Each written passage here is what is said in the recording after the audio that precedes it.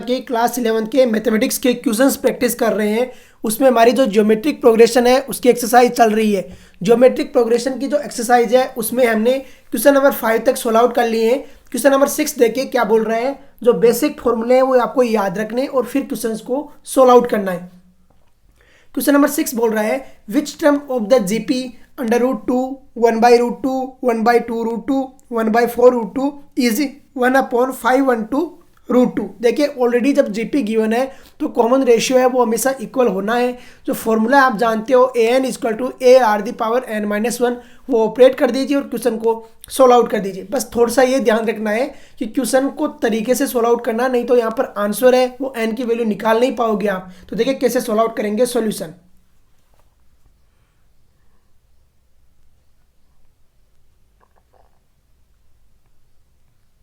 सबसे पहले given write down करते हैं। तो गिवन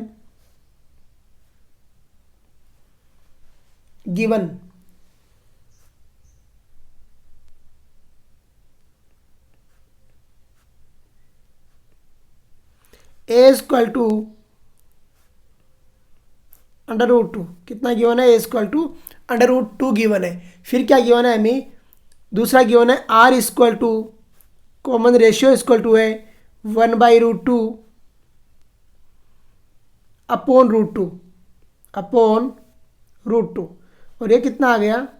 देखिए r = कितना आ जाएगा 1/2 आ गया। r = कितना आ गया 1/2। n फाइंड आउट करना है। तो n फाइंड आउट करना है। क्या फाइंड आउट करना है, n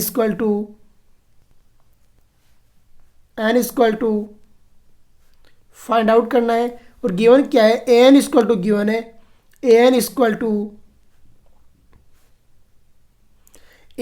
क्या गिवन है हमें 1/512√2 1/512 और इसके मल्टीप्लिकेशन में है √2। इसको हमने लेट भी किया है n तो लेट लिख दीजिए लेट। अभी देखिए जो फॉर्मूला हम जानते हैं अप्लाई कीजिए। We no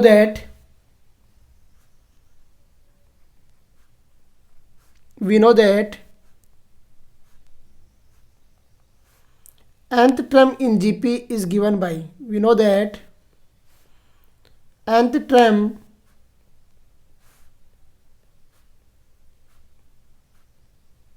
is given by, we know that nth term is given by। देखिए nth term क्या रहती है, an = a मल्टीप्लिकेशन में r⁻n−1 और यही रहती है। पुट कीजिए यहाँ पे वैल्यू। तो an की वैल्यू क्या आ गई है,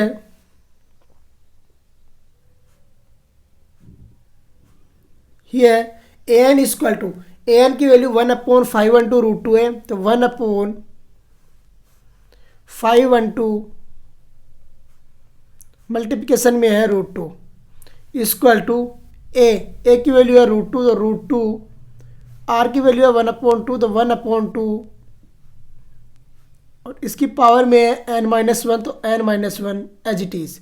अभी देखिए मल्टीप्लिकेशन कराते हैं तो क्या आ जाएगा, ये 1/512 और मल्टीप्लिकेशन में आ गया 2⁻1 हो गया। √2 को क्रॉस मल्टीप्लिकेशन जब करवाया तो यहाँ पे क्या आ गया, प्रॉपर √2 आ जाएगा। अरे √2 है, √2 से जब मल्टीप्लिकेशन होगा तो √2 बना लेगा। तो यहाँ पर कितना आ गया 512 × √2 आ गया। देखिए ये आ गया आपके पास 1/2 और इसके मल्टीप्लिकेशन में है n-1। कितना है n-1। अब देखिए 512 को हम क्या लिख सकते हैं, 512 को लिख सकते हैं 1/2⁹। अरे होता है या नहीं होता, 1/2⁹ इंटू आ गया 2 = 1/2⁻n-1।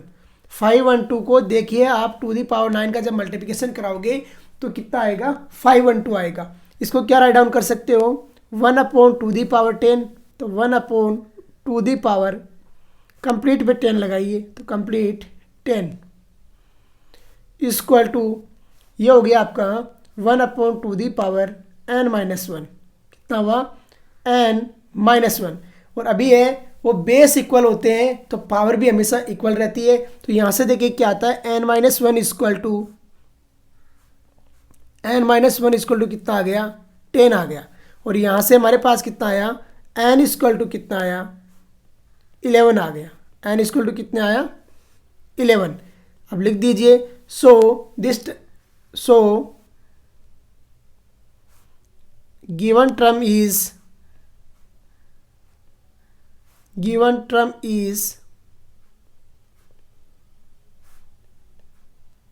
11th term. कौन सी टर्म है 11th टर्म। देखिए ऐसे ही सोल्व आउट करते हैं और आंसर फाइंड आउट करते हैं। गिवन टर्म कौन सी हो गई 11th टर्म। सेकंड क्वेश्चन देखिए क्या बोल रहा है। सेकंड सेम टाइप का क्वेश्चन है। फर्स्ट आपको गिवन है और ही सोल्व आउट करा रहा है सॉल्यूशन।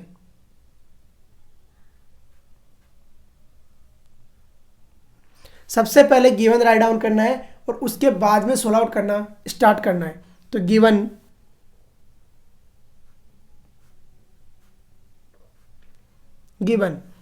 ए इक्वल टू कितना है 2। तो a equal to 2।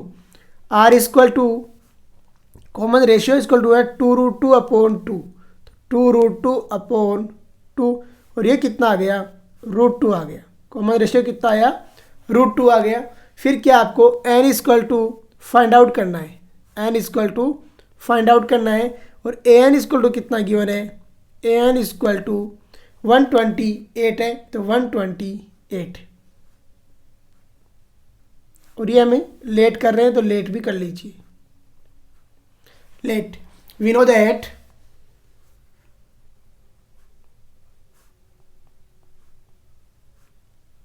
That nth term is given by nth term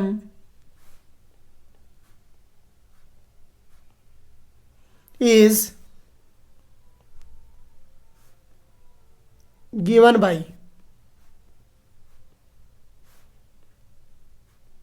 देखिए nth टर्म का फॉर्मूला हम जानते हैं। फॉर्मूला राइट डाउन करिए और बाद में सोल्व आउट कीजिए। और फॉर्मूलों को बार बार राइट डाउन करोगे तो आपको रिमेंबर करने की जरूरत नहीं पड़ेगी, ऑटो में आ जाने लग जाएंगे वो। A n equal to a r the power n-1 और यही रहता है फॉर्मूला। यहाँ पर देखिए अप्लाई करते हैं तो देखिए क्या आंसर आता है और किस तरीके से सोल्व आउट करते हैं। ए एन इक्वल टू है ए आर दी पावर n-1। तो यहाँ पर देखिए आपको क्या चाहिए ए एन तो हमें गिवन है कितना 128। तो हियर ये आ गया 128 इक्वल टू ए की वैल्यू भी आपको ऑलरेडी गिवन है कितनी 2 गिवन है। तो 2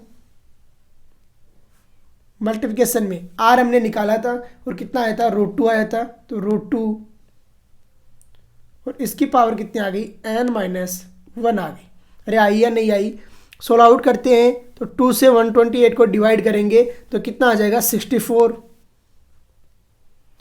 इक्वल टू √2 को क्या लिख सकते हो 2 दी पावर 1/2 अरे लिख सकते हैं। और इसकी वैल्यू कितनी आ गई n-1। देखिए 64 को क्या लिखा जा सकता है 2 the power 6। 2 the power 6 equal to इसे सोल्व आउट करोगे तो क्या बन जाएगा 2 दी पावर n/2 माइनस 1/2। तो n/2 माइनस 1/2 अरे बन गया। जब बेस इक्वल होते हैं तो पावर भी इक्वल होती है और जब पावर इक्वल होती है तो बेस भी इक्वल रहेंगी। तो यहाँ पर देखिए क्या रहेगा 6 इक्वल टू n/2 माइनस 1/2 आ गया। सोल्व आउट किया तो ये आ गया 12 इक्वल टू n-1 और फिर सोल्व आउट कर दिया तो n इक्वल टू कितना आ गया 13 आ गया। n इक्वल टू 13 और ये आपका सॉल्यूशन हो गया। So the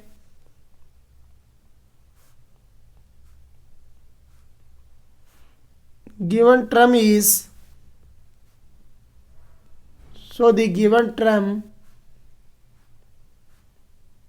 is 13th term.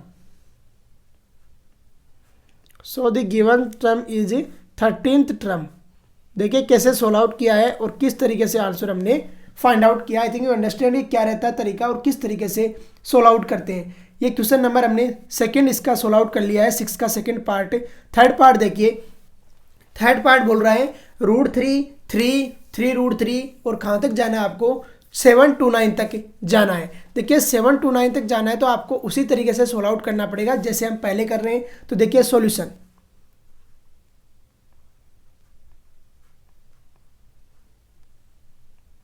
सबसे पहले गिवन राइट डाउन करते हैं। तो गिवन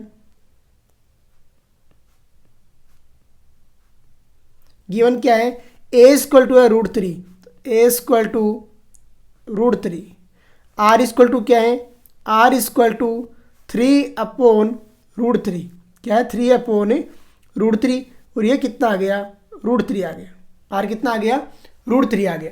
फिर देखिए n equal to find out करना है, और क्या है an इक्वल टू गिवन है कितना, an इक्वल टू हमें गिवन है 7 to 9, कितना है 729, और हमने an माना है यहाँ पे तो लेट भी लिख दीजिए, let. We know that nth term is given by, we know that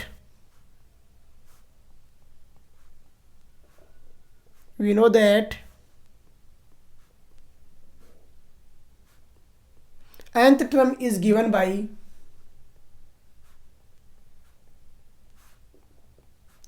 nth term is given by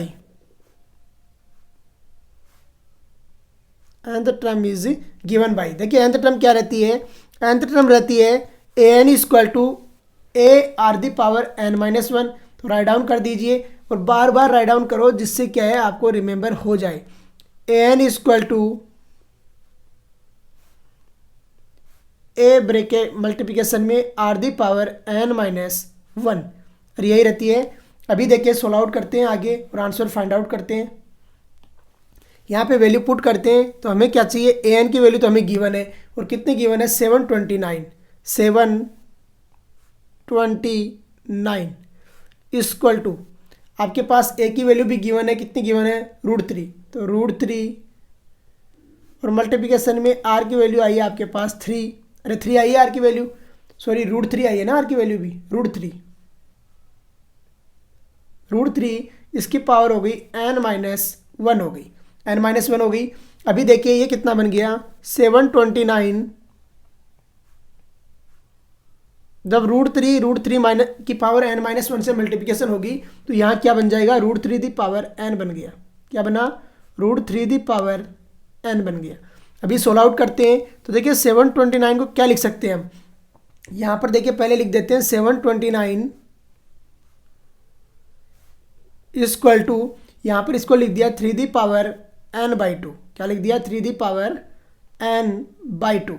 अभी देखिए 729 का फैक्टर करते हैं 3 के रेस्पेक्ट में, जिससे क्या है थोड़ा इजी हो जाएगा। तो देखिए किस तरीके से लिख सकते हैं,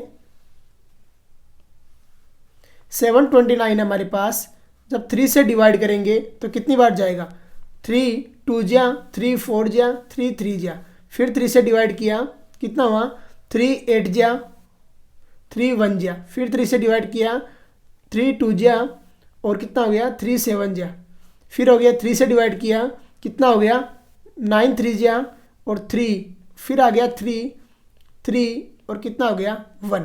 तो 729 को आप क्या लिख सकते हैं, 3 दी पावर 6 लिख सकते हैं ना, अरे लिख सकते हैं नहीं लिख सकते, तो इसे लिख दिया 3 the power 6,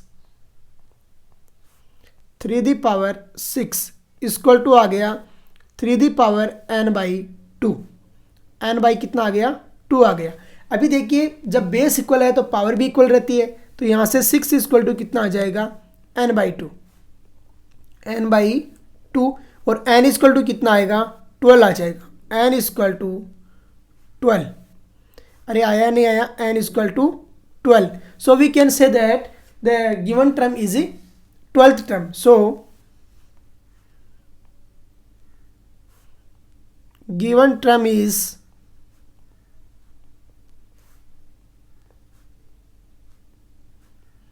given term is 12th term, 12th term। Given कौन सी टर्म है 12th टर्म है। तो देखिए कैसे सोल्व आउट करना है और किस तरीके से आपको आंसर फाइंड आउट करना है। क्वेश्चन नंबर 3 भी हमने सोल्व आउट कर लिया है। क्वेश्चन नंबर 4 देखिए क्या बोल रहा है। क्वेश्चन नंबर 4 बोल रहा है 1/3, 1/9, 1/27 और इस तरीके से आपको टर्म गिवन है और कहाँ तक इज 1963। तो सॉल्यूशन देखिए, solution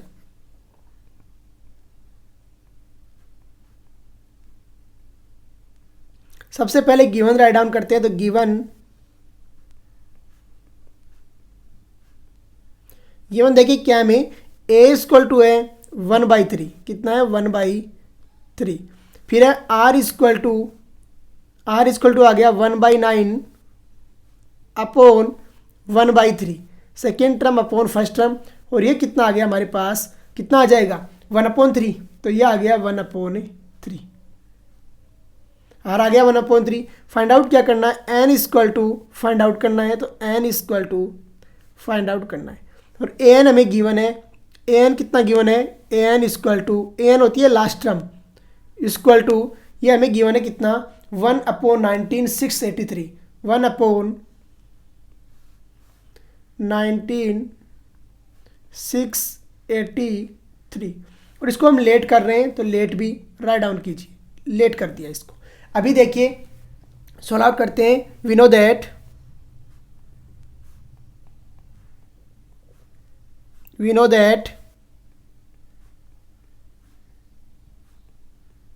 nth term is given by nth term is given by,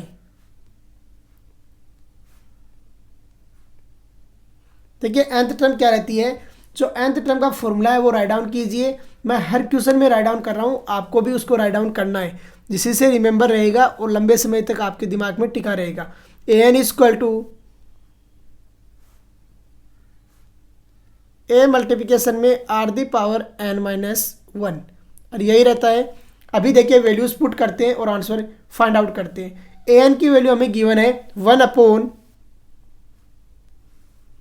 क्या गिवन है 1/19,683 है। तो 19,683 इक्वल टू ए की वैल्यू जो हमें गिवन है कितनी 1/3, तो 1/3। आर की वैल्यू कितनी गिवन है 1/3, तो 1/3 और इसकी पावर कितनी आ गई n-1 आ गई। अरे आई या नहीं आई, n-1। अभी देखिए जब 3 से क्रॉस मल्टीप्लिकेशन कराते हैं तो ये कितने टाइम्स कट करेगा,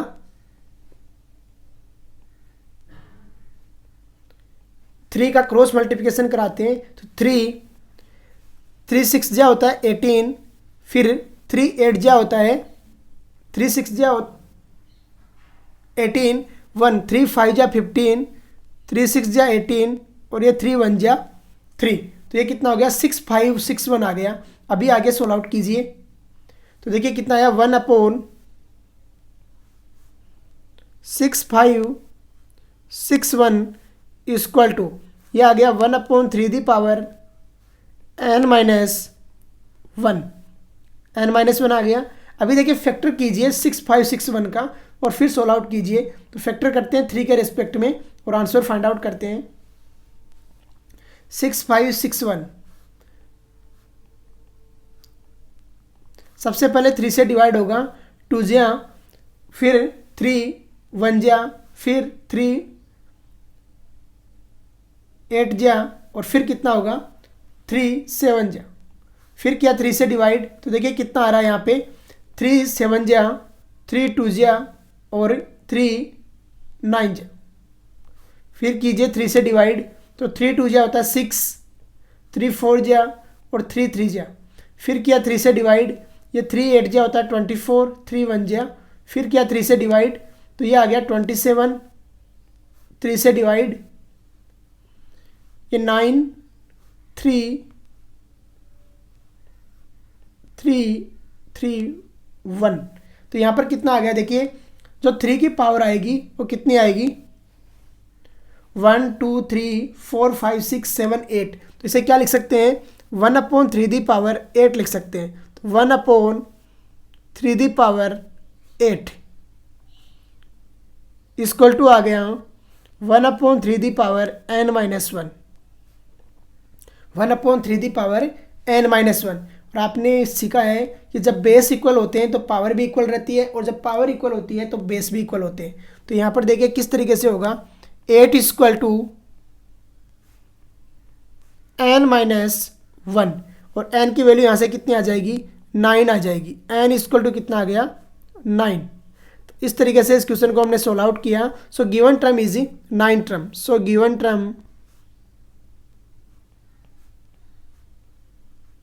गिवन टर्म इज